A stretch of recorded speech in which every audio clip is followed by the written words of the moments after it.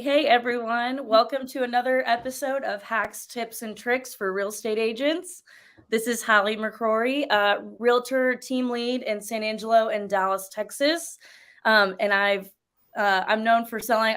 It's funny to say, I usually come on every week and say I'm known for selling 100 homes a year in a small town. But with our guest today, you'll soon realize that 100 is nothing. 100 is like a week for him. 100's a lot. It is. Trust me. Be proud of it. Yes, I am. I promise. Okay. Especially a small town, 100,000 people. Very good. Dallas market now. And I've got my lovely co-host, Casey Stiers, on out of Raleigh, North Carolina. She is known as the downtown guru of Raleigh, but she works all over the state of North Carolina. Big beach girl, too. So you guys hit her up for any North Carolina referrals.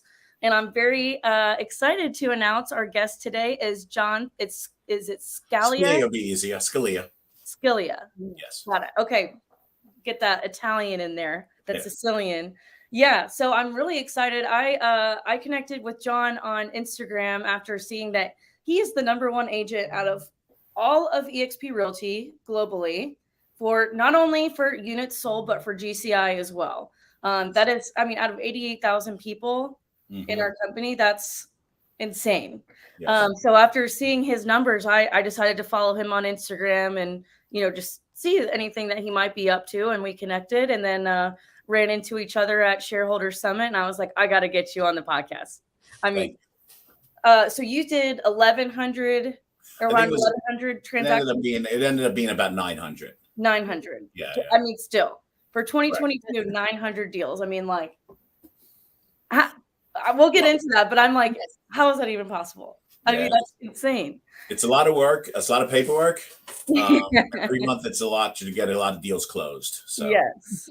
Well, I guess if you can, take us back from the beginning. Like, when did you get started in real estate? How long have you been in? I started in 2000. So I've been in about 23 years. Wow. And I started with RE/MAX actually in 2001. I think it was like October 2000. So 2001, right around there. I started with RE/MAX. The one RE/MAX that I was started at right now was Partners, but I think they're out of business now. So then I went with a couple of small companies. I did a lot of condo conversions, and I don't know if anyone was in the condo conversions, era of real estate. That was around 2005. And then 2007, basically the market crashed. Got it. Okay. And did you start real estate? So you're in South Florida. Southeast Florida, correct. Southeast. Okay. And what direct city or what markets are you? I'm like the Broward area, which is like Pompano, Fort Lauderdale, Boca, in that area, Southeast Florida. I can go up to Palm Beach, down to Miami-Dade. Nice. Okay. So did you start in Florida or did you start in New York? No, I started in Florida. Okay. And when I was in New York, when I grew up and in the beginning of Florida, when I moved into Florida in 96, I was in the auto collision work. So I was actually a painter and a manager in an auto body shop until I took the classes at night in 2000 on Monday, Wednesday, and Fridays. And then I passed my test and I quit the auto body business and I started real estate throughout my rest of my career.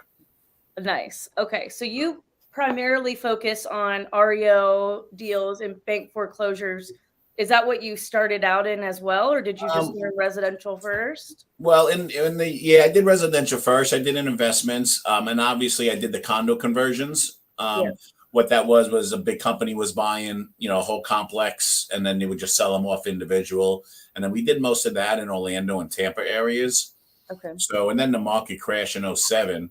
I really didn't do anything in 2007. I was actually in 2000, coming close to 2008. I was like, wow, I think I might have to go back to the auto collision business. And a good friend of mine, Kevin Berman, was doing foreclosures at the time. He's actually with eXp, and he got me into eXp as well. He's like, I need help with foreclosures. Please come and be my buyer's agent, and we can do great and we can kill it. So I said, all right, well, I'm going to do that. So January 2008, instead of going back to auto body, I went to work with Kevin Berman at Bankers Realty. Okay. And then that's when we started doing foreclosures. And I was more of his buyer's agent at that time. He started getting the listings from the banks. and I would just, pretty much sit and show his buyers that were calling on the properties, and I would just run and go show them. So that's how that kind of worked for a while, for like a year and a half. And I started going to these big seminars in Dallas, actually, 5-star, probably right near you. Yeah. Then REO Mac in San Diego, and Cleveland for VRM, and and in Miami and the IMN. So I started going to all of these, and like 2010, I kind of just got a lucky call from someone who did a lot of work for Fannie Mae, and they asked me if I can handle some properties of REOs. So one turned into 5 turned into 30, and then like 30 turned into like 250, and that was pretty much off to the run-ins with the foreclosure business. So I actually had more properties than Kevin did, who actually got me into the business at that time. So it was kind of interesting, and that was a lot more work than it was here, because when you're dealing with banks, you use these kind of softwares that you have to kind of get the task done in time. Okay. And if you're late, they're just going to find that next agent that's going to get it done. So I did pretty good at the time, and I really didn't lose too many properties. Okay, got it. So interesting. Yeah, and now that after that, what kind of started happening was when it started slowing down in the 13 and 14, I started hooking up with investors and bigger, investors that wanted to sell and buy more properties. And, then when that started fizzing out, then the big, institutional buyers started buying, and I started working with them. And those are how my numbers are growing, basically. Okay. So you basically have built a buyer's list. Yeah, buyers list, and pretty much. And then if they wanted to sell, they still use me as well. If they don't like some of their properties, if tenants aren't paying, or the property is too much for the disrepair, when they have to do a churn, when they move out, then they want to sell them. So, and then that's how these investors kind of find me. Got it. So just a little side question, not to get us off track, but are you seeing a lot of sub 2 investors right now? I do see a little bit of it. And not too many of it. I think that maybe the foreclosure market will come back a little bit later. Interest rates are going up, so it's harder, and these payments are going to go up. So I don't know how much it is. I don't think it'll be a 2008 run, but I think that we'll have a little bit more coming maybe in a year or so. Mm-hmm. So I don't go to the seminars anymore. I only have maybe one REO, but I will start going, if it's not this September, but maybe next September is when I will start going again, just to show my face and meet some of the banks that do still go. Okay. So, did you have a question, Casey? No, I was thinking that too. I wondered if you had seen a lot of people circling around with that, since we've had a lot of conversations about it. So yeah, people are starting to think of it, but I don't really see it happening as much.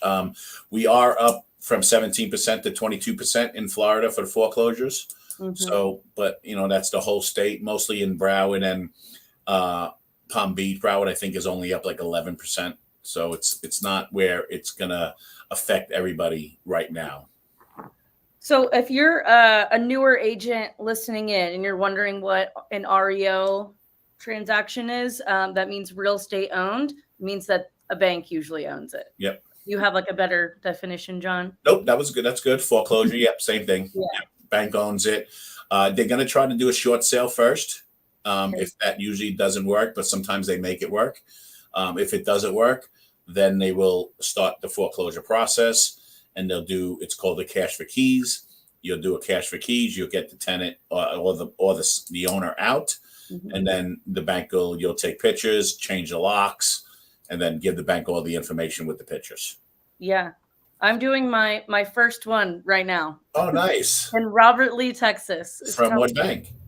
Yeah, and it was actually so Robert Lee's probably like 45 minutes from us, and another I don't. This is my first one, but another like REO focused agent in the area said it was too far for him to drive. Right. I don't know how they got my information, but well, that's good. Now, do you use it with a software that they're giving it to you in? No softwares, no. That's good. Yeah, once you get signed up, they use a lot of softwares that cost a monthly fee or a yearly fee. So some of them are like $7.95, $4.95, $3.95. And we keep up with it because you never know when one or two are going to pop up in that software. Right. And it'll be worth it over like a year's time frame. Correct. Yeah. Is it kind of similar to like the HUD home websites and stuff? Yeah, kind of. The HUD homes more, they're going to put them onto like auction, AltaSource and auction.com and stuff. They're going to try that first. If they don't hit their reserve, then they'll go to an agent. Okay. So I guess for our agents that are on, we're all about hacks, tips, and tricks for real estate agents. What advice would you give to an agent maybe looking to get into REO deals? Are you prospecting banks or? It's hard to do that. My suggestion is to go to the seminars, like go to 5 Star, go to REO Mac, just get your name out there. It's kind of hard because to prospect them, they already have most of their agents, and there's really not too many REOs to have newer agents just start flooding and giving emails out to the bank. It's not that time of year for like 2008. Okay. So I would just wait and kind of start going to seminars. We have some websites that we have their links where you can just put an application. If you get lucky and they pick you, but it's very hard now because there's really not too many REOs. Okay. So other than that, you're working with a lot of like investors. Investors, yeah. You try to get them to see which ones have a lot of properties. Some of them have 10 or 15. And down in Southeast, Florida, it's a good market to sell. You get top dollar. There's a lot of people moving here. Yeah. We get top dollar for the houses. So you might find a couple that say, all right, I'll sell 5 of them or something if you can get me these prices. So that's always a good way of trying to find those investors that have several homes that they might want to sell at this time. Yeah. The inventory is low down here. Yeah. Same here. I'm sure in North Carolina too.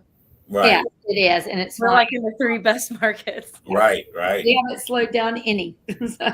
No, and they're just building. I know they're building a lot in North Carolina here and where you are, Texas. So, people are just moving into these new homes. And they're given good incentives to take these new home mortgages. So that's always helping a lot. Yeah. So I guess I just thinking about like going after investors with a lot of properties, there's probably like different tools you could use. Like, I don't know, I'm thinking of like a prop stream or even going on the appraisal district maybe and seeing like kind of working backwards and seeing who owns a lot of properties. I mean, it might be easier in a smaller town. We do that. We follow up with like the BCPAs, like Broward County property appraisers, and we find out and we put investors' names that are in there, and we see how many properties they own, and then we start targeting them. Correct. Yeah. Okay. Yeah. Well, you never know. Even ones who don't have a lot, I mean, there's potential for them, especially right now. They probably bought their property in 2008, 2010, and paid $200,000 less than what you're going to get them. So they might like it. Yeah. So a lot of them like to work on less commission. I do lower a lot of commissions. I don't really do full commission ones just because they feel like they can just give it to someone else for $4.95 or one of those, list here people that want to just do it. So fan of them, but they get it done. Yeah. So are you typically working on like a percentage commission or a flat fee? No, I do the percentage. Yeah. Percentage. Okay. Just interested to see if they preferred one or the other. Yeah. No, we do the percentage one because we really never know what we're going to give to the other agent depending on, what we negotiate with the investor. Yeah. So we kind of talked prospecting for these type of leads, moving into, managing 900 properties. Yeah, it takes a lot of paperwork. I'm sure it's a lot of systemization, a lot of organization, team members. Can you give us a little bit of how that looks for you, how you've structured it to where it's efficient? I'm a little bit old school, so I do like folders and paper. Okay. We just started the leads that we're getting. We actually just teamed up with Follow Up Boss and Sheer Rocket. We use a VA to handle a lot of some of the paperwork. And then I have 2 in-house assistants that put everything in SkySlope. And, that was a big issue for me. Yeah. A lot of my other companies, I didn't have to do that much paperwork. So when you're coming to you have to deal with SkySlope. That was where I kind of really needed an assistant. And now, we have another one that does all the MLS, puts them in the MLS, because I have about 42 active on the MLS right now. So, with that, and then like 67 that are pending, every month we have to follow up on every one of them to make sure that, they're ready to close, their lender gets called, their title company gets called, and to find out when we're close to that closing date, we have a clear to close by everybody, the lender, the title company, the inspection, everything is done. Absolutely. So when we come to the 15th or 16th, we close pretty much, 35 to 50 properties in about 9 or 10 days. Yeah. Okay. So you've delegated everything that you can out, basically. Yeah, I really just work on the offers that come in, so I know which, I have to present them all and get through them all and make sure everything goes pretty smooth on that portion. And then once it gets executed, then the paperwork goes to the assistants. Okay. Okay. So are you using Follow Up Boss to send out like deals to your investors and stuff like that? I get a lot of leads from, all my websites, only because I get so many properties on the websites that they come from Zillow, Realtor, Google. We get RedX, we get Redfin, OpCity. So I get flooded with them. I actually just started getting a lot of leads from iBuyer, from eXp to Express Offers. Yes. So they've been loading me up with leads like crazy for the iBuyer. So I'm actually just working with Terry on them and putting a team together all over the state to make that work a little bit smoother. So that's been going pretty good for me as well. Okay. Okay. So you have a team managing incoming leads then? Yeah. Well, the follow-up boss. Yeah. One of the assistants and the VA does that. Yeah. Because I get them all day long, 3 to 5 leads a day, pretty much. Wow. So, if I'm here now and it's late and after I hang up, if I get a lead, I'll call it, I'll vet them, I'll make sure and then I'll pass it on to one of my buyer's agent. I won't go and show really anymore for a while. Yeah. I just give it to my buyer's agent and I just take a referral fee. Okay. And do you have them on like a split or anything else besides that? No, because I'm really an individual. I didn't really start a team. So I want them to enjoy eXp. I want them to hit their cap. I want them to get their shares. Yeah. These agents that I do have 19 to 20, which I think is pretty good, but I'm sure a lot of people think that's nothing compared to what people have at eXp. Yes. Downline, I want them to really enjoy it and try to cap out. So I let them put it under them. They get the credit, and I just take like a 20 or 25% referral. Yes. Yeah. Here's the thing, though. If they're producing, they're better than having 200 non-producing agents. Correct. Right. Correct. I have about, like I said, 9, and one of them just finished. So I'm about 10 that are actually producing. So I'm almost 50-50, which is pretty good. Nice. That is pretty good. Nice. So I guess going up or following up on the follow-up boss part. So how is that working with your leads? Are you just inputting them into the follow-up boss and that letting the CRM? Yeah, well, we have 7 agents that are on it. So they'll, it'll go with like a round robin. It'll go to the next person, the person after. And then once every, couple of days, the assistant goes in there and finds out who's not following up, who is, and we do a double follow-up if that person has no message saying, hey, left a message or I'm going to show them a property. So we do a double follow-up after the agents actually get the lead, just to make sure everybody is on track. Okay. In my eyes, it's just throwing away money, all these leads that I get. Yeah. Yes. So are you doing any? If I wasn't doing all these listings, I probably would take all these leads and probably close just as many just doing these leads. But passing them on, other agents have something else to do, and who knows, in that kind of scenario. Yeah, absolutely. So are you just doing these in Florida, or are you in other states too? No, just Florida. I do it all over, like Jacksonville, Tampa, and Orlando, and in Southeast Florida. What's been the most popular market that you've seen? In the sales part is Southeast Florida, where I am, which is a dispose. But when they're trying to buy in acquisitions, it's better in the other 3 markets than Southeast Florida. Southeast Florida is too expensive. And actually, Miami just came the number 1 most expensive place to live in homes. We just beat out California, actually. Yes, yeah, California and you heard that, right? We just became number 1, which is nuts. The rents here are insane. The the pricing just keeps on going up. People are just moving here, so it's very tough to pretty much get an acquisition for a house to rent in Southeast Florida. So most of them are happening in Tampa, Orlando, and Jacksonville areas. Okay. Very interesting. And then the more houses to sell are in the Southeast Florida. Okay. So are you as an agent doing any sort of like wholesaling with the properties at all? Or do you stay No, away from that? it doesn't really make sense to the investors to do wholesaling here. I get a lot of offers. I, present them, but they don't really like the counter is full price because, it's why would if my investor or anybody sell $70,000 or $100,000 in this market in Southeast Florida when they're gonna get close to asking price by an FHA buyer, a VA buyer, or conventional owner occupant. Yeah, that makes sense. So it's not the market for it. Mm-hmm. But it sounds like we chatted a little bit before our call started. You have some Airbnb properties, North Carolina. Yep. Me and my wife, we do Bryson City, North Carolina. We have Airbnbs. So we have 3 of them, 3 cabins in there. So they're very nice. They're 2-bedroom, 2 baths. So they look over the Smoky Mountains. It's right where the Great Smoky Mountain Railroad goes through. So we enjoy it. Huh? Tweetsy. Yeah, they do the Santa land there. Yes. Yeah, that's why we have it there. So we have 17 acres there. So they're on Airbnb. We haven't done VRBO yet, but we're on Airbnb. Yeah. Did you acquire those from any like connections? No, that was raw land. We built them. Yeah, Okay. that was an experience. That was not what I thought I was going to do, but it ended up turning out very well. So that was just land that they excavated to make roads on them. Yeah.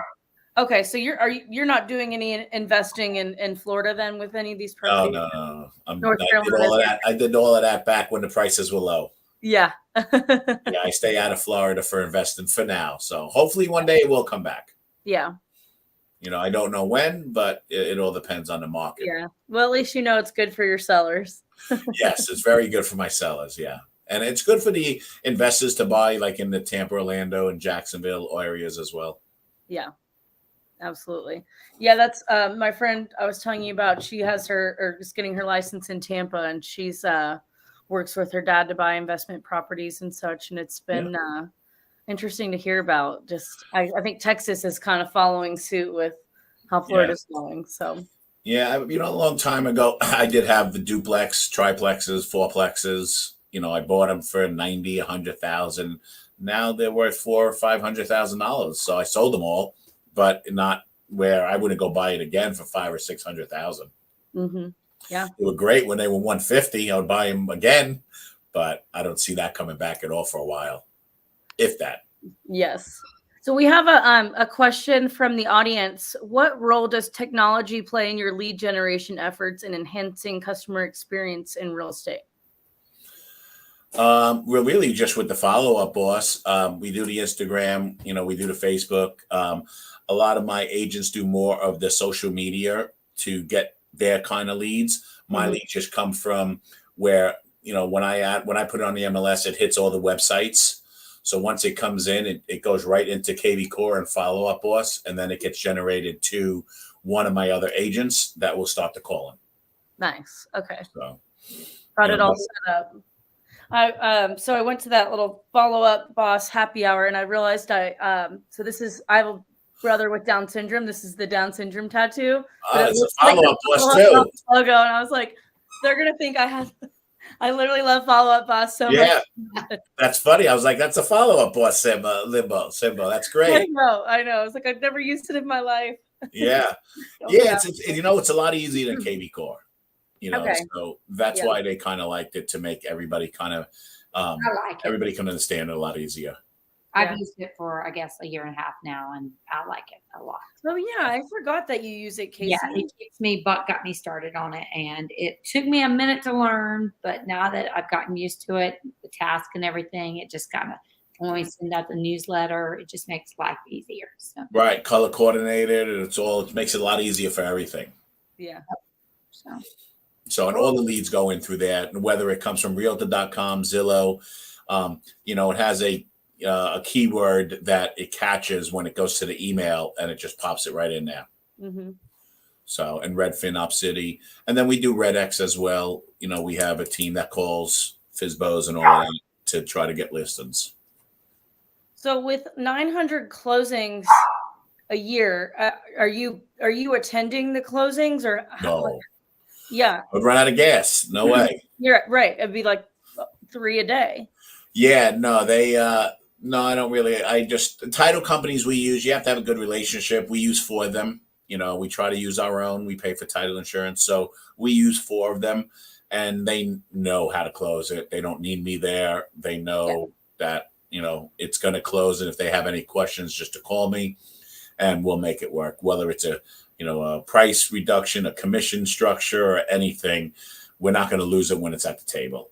Yeah, so absolutely. We have a good relationship with 4 title companies that kind of make it very easy for us to get this 900 closed. Well, and most of your closings will be with investors anyways who kind of know the name of the game showing up to closing. Well, no, that's really just the listing portions of it. The other ones are all owner occupants, FHA, and VAs. So, so they go to the closing table. Okay, so that'll be people on your team. Right. Their other agent goes there, and I don't know really any of them, but it's our title companies that we work with that know how to get it done without me there. Yeah. So awesome. Love it. Well, I guess it's kind of setting the expectation too. Like I have so many of these. I'm not, you don't need me. This is where the hard work is done. The title company is going to take care of this portion. So and they'll just if there's an issue, they'll just call me and they'll leave the room, make it work, and come back and make sure that it's done. Yeah. Love it. Love it. And that's been going pretty good. And we use, like I said, about 3 or 4 of them. That's crazy. I still can't get over 900. I mean, they phone just go off all day. My phone, it goes off every day. And I answer it every day. I get called. I'm like, how do you answer? I see your name all over the MLS, and I just want to thank you for answering the phone. So yeah. That goes a long ways. A long ways. I feel like I spent all weekend chasing agents this past weekend. Right. I'm like, do you want to sell the house or not? It's been on the market for 100 days. Yeah. Down here, we kind of, when we reduce the price, we only reduce it like $5,000 or $10,000, and then it gets gobbled up by some owner occupant or VA or FHA buyer. Yeah. What is your average sales price? Or do you down here about 400, 369 to about 449. I do have some 490 for your market or for your closed deals. Probably my I do close deals, but I do have like 499s, a couple of 529s. Like I won't have, very rare that I'll have anything over like 559. So all the other ones are pretty much 499, 469, 369, 389, 399, all that range. Yeah. Wow. So how do you, how do you keep going? How do you not get burnt out doing this? I mean, is it like having the organization? I mean, that's very easy to do in the real estate world. So, this is your livelihood. You like to live and get things done. And if I don't do this, what else am I going to really do? So I'm blessed for having these kind of, investors and these closings. Yeah. I work hard at it to keep them. So as long as you keep them, it's basically, a lifestyle for you. I'm here now still at the office, just like you guys, but it's 7:00 and I'll probably work for another hour and then head home, and then start it over again. Yeah. So do you have kids? Yeah, 3 boys. One of them is actually a realtor with us and the other 2 work. How fun. Yeah. I love that. Yeah. Well, it sounds like you have everything very organized and systemized, like we talked about too. So that, I feel like that's the biggest thing for keeping your head on in this. Yeah, because you can always finish it the next day. So or at night, and as long as you have everything covered, it makes it a lot easier. And when you're doing it pretty much for 15 years and closing this many for 15 years, it makes it a lot easier for you to just know what has to next. I don't really go to bed worrying which ones are going to close or which ones are not. It's going to just work itself out. Right. That's a good attitude. Yeah. So, we have a question. I don't really stress over it too much. Not these days. I would stress over it more with REOs and foreclosures and the banks than I will with more of investors and regular buyers and that kind of stuff. Yeah. The banks are a lot harder. They give you a lot more stress when you have all these tasks and knowing that, you got to get it done. Yeah, like uploading the pictures and such. Correct. Stuff like Right. that. Cash for keys, getting the locks changed, all of that kind of stuff.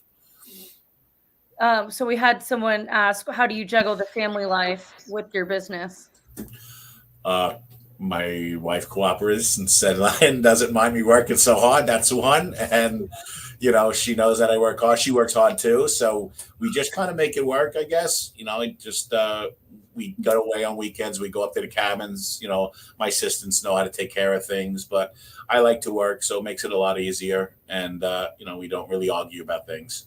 Yeah. I think same person. It just says Facebook user. So I'm sorry, I can't shout out who's asking this, but they asked, if you had to start over in today's market, what would be your main focus to get your business rolling?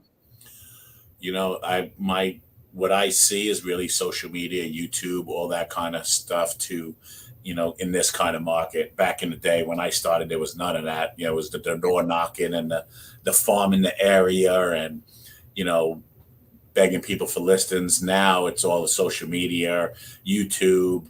Our guy Paul in the office, he does massive YouTubes, and he learned how to do it, and he's getting listings from them. So really, my thing would be social media and that kind of area, and just good website. Red X's, I'm a big fan of that. That would start calling people and trying to get 1 or 2 listings here and there to kind of survive through month to month. Yeah. Okay. But you already have everybody, like it's everybody that you have are past people that you've built up pretty much. Correct. Right. Like Yeah. So for me to start all over again, and, it would just be, I wouldn't work as hard, but I would just try to get a couple of deals just to have fun in real estate if I would, once this is all over. Yeah. Oh, it was Katie Fail. She's on my team. Thanks, Katie, for asking that. But social media is very good. I see a lot of good leads come over through that. Okay. Yeah, that's been all of my business. Not that I'm like. Right. Yeah, I heard the Facebook Marketplace is great. I don't do any of it. Whoever's on mine, like my team handles it in that kind of sense. I'm not really, big on it, but I don't really have to be. They just, we just try to get a couple of leads to kind of promote all the listings that we have. Yeah. Love it. Any other tips or tricks or hacks that you think are good for real estate agents in relation to what you kind of do? Or no, I mean, I'm just really, like I've said, big fan of really opening, answering the phones. There's always always could be an opportunity for either selling a house, a big investor, or a commercial deal, or something that is going to open up an opportunity to have 20 listings and not one. So. Yeah. I get calls from big developers that I'm going to meet down in Brickell in Miami, and we're going to see the new high rise at the building, and I'm taking my team down there, and we're going to start, trying to advertise and selling, $2 or $3 million condos, because in Miami all they're doing is building the high rises. So that was an opportunity that they got through seeing my numbers in eXp, and now I'm going out with, they're taking us to lunch and all that kind of stuff. So answering the phone is a big way that I like that. I think the opportunity is going to always be there for something to just pop. Yeah, absolutely. So what do you see the future of real estate looking like? Well, I wish I had a crystal ball, but I just think that where I am in South Florida, in this area, it's going to be very hard for us to go down a lot in prices, just because people move in here, people want to be here. There's always places to rent, and if renters want to buy, they keep their credit up, or they have the money to put down as an FHA or VA or conventional, and they just end up buying a home instead of paying rent. So depending on what he does with the interest rates on the next couple of times really is what's really going to cause the market to know what it's going to do. Yeah. So they say they're renting it, they're going to up it maybe 2 or 3 more times, so we'll see. Wow, up it more in Miami? That's what I heard. They say 1 or 2 more times. They say they're happening this year. So the interest rates. I thought you were the interest rates. Yeah, like I said, that follows suit too. So so we'll see how that kind of plays itself out. So, but I don't know. So will you be at eXpCon? I will be at eXpCon. Yeah, you guys are Yay. going. I need to go this year. It's You on have my. to, Casey. I know I've got to make it there. Yeah, So. last year was fun. We had a good time Actually, a last little year. chaotic on my end lately. Yeah. Yeah, Casey they and called her, me up 3 times. They called me up. Did you go to the gala? yes, I went to the gala. Yeah, they called me up 3 times. The last one I wasn't even expecting. Then my table was like, they're calling you again. I'm like, no, they're not. They called me twice already. So I had to go up 3 times last year. So They should have you speaking. Yeah, I was going to say, why was he not a yeah, I speaker? don't really like. I'm doing it for you guys. I don't really want to get up there and speak. I like the Q&As and the questions and all of that stuff. Yes. So Well, I appreciate it. We both anytime. do. Thank you. Somebody asked you about title company and selecting one. How would you consider selecting a title company?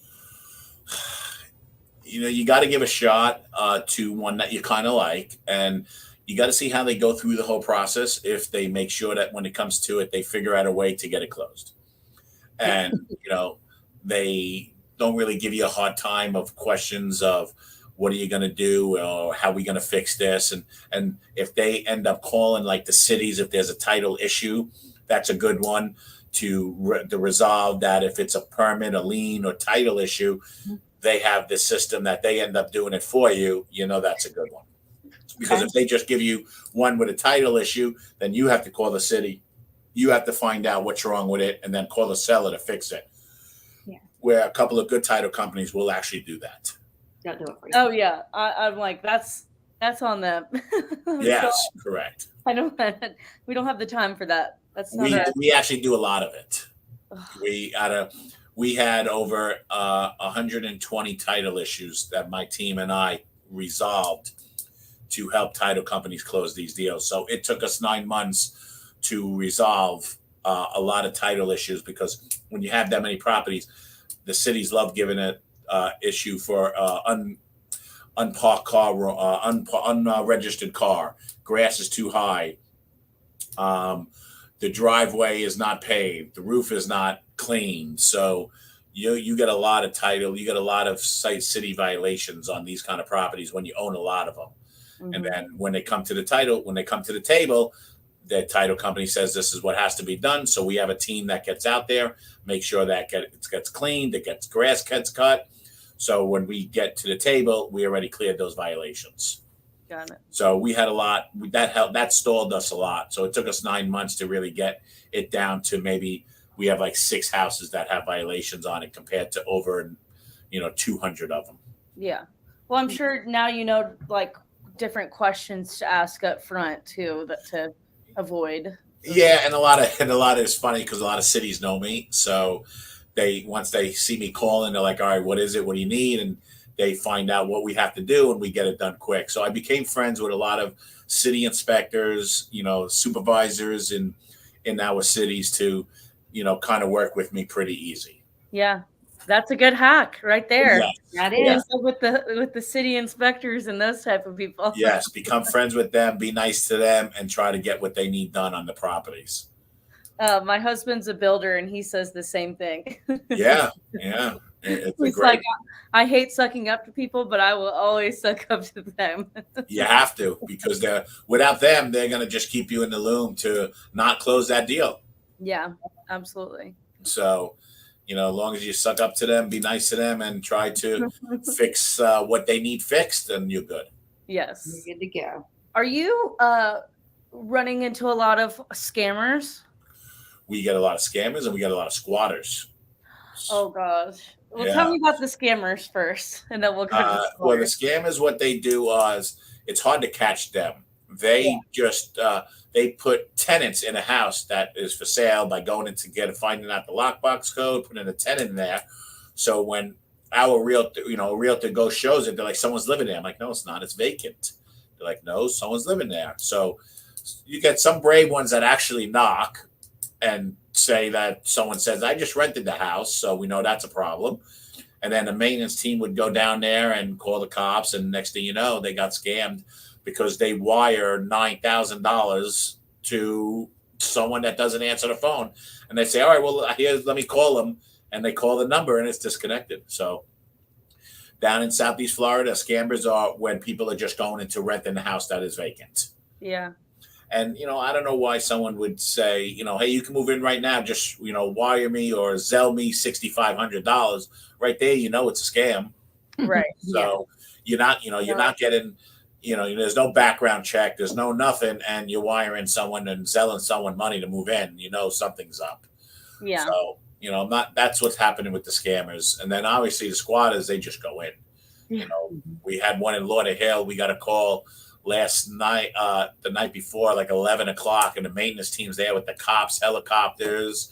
They had like 11 people living in there. And, Oh it my was God. Lauderhill Lakes. Yeah, they just had 11 people living in there. They caught 9 of them. 2 of them got away.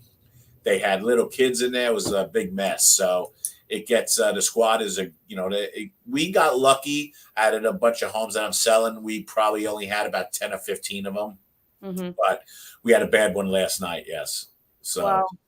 so yeah, but the cities are cracking down on them because they kind of just they don't want them in that neighborhood and let the neighborhood go down in value and stuff. Well, and thankfully, Florida, I'm pretty sure has not as heavy of squatter rights as like California or something. Correct. Yeah. So you can live in that in California. You can live in a house for who knows how many years. Like I just it's hard to even have that. I mean, I just I don't understand it. But I'm obviously like I care about human beings' lives, but you can't just squat in a house and get away with it. Like nope. What the heck? Yeah. So here that they go, the cops, they do their best on trying to get them out. Yeah. So well, that's all the questions I had. Did you have any others, Casey? I do not. Somebody asked, can you give a notable experience where the title insurance played a crucial role? Does anything happen to you that's played? With a title insurance? Yeah. Not that I have. The title insurance really gets handled with the the lender and the title company. So we don't really handle it, the title insurance.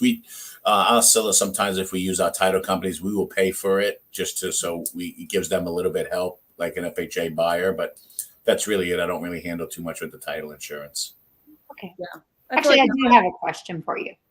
What does your day-to-day look like closing 900 deals? Like just run through your day from morning to evening. Well, I don't really get to the office till about 9 o'clock. By the time I get out, it takes me a little bit. And then it depended on the day because a lot of my closings start like in the middle of the month. So if it was in the middle of the month, like the 15th or 16th, I'll know that I'll have maybe one title company will have 3, another one will have 4 closings, another one will have like another 3. So we'll just follow up with them to make sure that they have their times, their HUDs, and everybody, all ready to go. And once we have known that day is pretty much settled, we'll start on the next day to make sure that, those HUDs are good. The pre-HUDs are good. They're all approved and all the paperwork is out. So once that's done, then, I don't really go home till like 6 or 7 o'clock and sometimes eat dinner and watch TV. And then I'll work at like maybe 11 or 12 o'clock or till like 1 o'clock in the morning. And I'll send out some offers in Orlando, Tampa, Jacksonville. And then sometimes I get tired at like 1 o'clock and then I wake up at 7. So I get about 5 or 6 hours of sleep a day. Jeez. I'm an 8-hour girl. I wouldn't even know what to do with 8 hours. I don't stop until about like 12:30, 1 o'clock. And then for some reason, once the sun comes up at like 6:37, I'm like, oh. I'm on that schedule where my brain will shut down around 12:31, and then I'm Yeah. If I go to bed at like 8 or 9, then I'm up at 3 in the morning, and I'd rather not be up at like 3 or 4. I'd rather get up at 7. So as long as I get like 5 or 6 hours sleep, I'm kind of good. So hopefully that can be me down the line. But right now, I'm like, if I don't get 7 to 8 hours. What time you go to bed? Around 10. Yeah, I would be up at like 4 or 5. Yeah, no. And then I would probably have to go to the gym, and then I wouldn't want to go to the gym, and then and I'll probably lay down for another 2 hours, and then I'll end up working earlier. Yeah. So my excuse for that. So I told you I was a swimmer, and I like growing up, I juggled 2-a-days and like taking all AP classes and stuff, and so I had all my years, like growing up, I survived off of like 3, 4, 5 hours of sleep. Probably not a good Right. for like development, but worked out. So now I'm like, this is my 7 to 8 hour era. Yeah. Now it's harder to do at 3 or 4 hours these days. Yeah, I'm sure it'll reverse down the line, but Right. for now, I'm just listening to my body and going with it. So There you That's go. good. That's good. Yeah. Cool. Well, if we don't have any other questions, I think, are you good, Casey? I am. Thank you so much. Oh, you're very welcome. It's so, I was dying to have this interview just to see like how you manage all of this, but really it's, you make it seem so simple. I know you make it sound like, oh, everybody should be doing this. I wish everybody was, but yes, it takes time. And then, like I said, it gets easier as you do it for years. Yeah. And the stress gets better too, it sounds like. Yes. Yeah. You can't let it get to you. Oh, you know what? And I'll put John's information up. Yep. There we go. Perfect. At the bottom, at the banner. Gosh. Oh, and I want to say one more thing. We are still promoting Bunny's Buddies. So John, every week we like to promote a charity that we're passionate about. This is one of Casey's. We're both rescue dog moms. I had 3 Dobermans growing up throughout my year, so I'm a big Doberman. I see the one. Yes. That's Rocky the realtor. Says everybody donate, even just $1. My first Doberman was Motley. My second one was Crew, and then I had a Diesel. So I was a big, Motley Crue. I was a big Motley Crue fan back in the day. Yes. I'd like to see some of those pictures of you at the concerts. Yes. What? Yeah, I saw a couple of them. I actually went to the stadium tour in Jacksonville. Oh my God. So I have a couple of those on my Instagram. I've met some people out there, but those are on my Instagram. If you see those are funny ones. I think you're John Scalia. John Scalia _ Gosh, I keep butchering that. Yeah, so you guys can follow him on Instagram as well. And then we'll put Bunny's Buddies. It's just bunny'sbuddies.org to donate. Yep. And we'll be back next week. We've got we did a pre-recorded interview with Pace Morby, who he's the big subject to creative financing guy. So I think it'll be a nice little segue from this interview, talking about working with a lot of investors. And then we're talking about, how agents can handle creative financing, how they interact and handle those types of transactions, and how they can get involved with it themselves. I think the stat he said in the interview was that 88% of real estate agents are not investing themselves. Makes sense. It's crazy. I know. Yeah. Well, my financial advisor always jokes. He's like, realtors never know how to manage their money. All they do is spend it. I'm like, yeah, sounds about right. It's hard to invest in this kind of market. What the prices and the interest rates, and people get scared. So realtors try to do it, but they know better. Yes. They've been through the up and down. If you've been a realtor for 20 years, you've seen it. You've seen it happen. Yeah. So you kind of sometimes sit on the sidelines and wait for that right time. Yeah, absolutely. Well, good. Well, thank you so much, John, for coming on. Gosh, we really appreciate it. And yeah, we'll do this again. Yeah, absolutely. And looking forward to seeing you at eXpCon. Yes, I will see you there. So. You better be there, Casey. I know. I'm working on it. Thank you so much. Bye-bye, everybody. Have a great week, everybody. Bye-bye.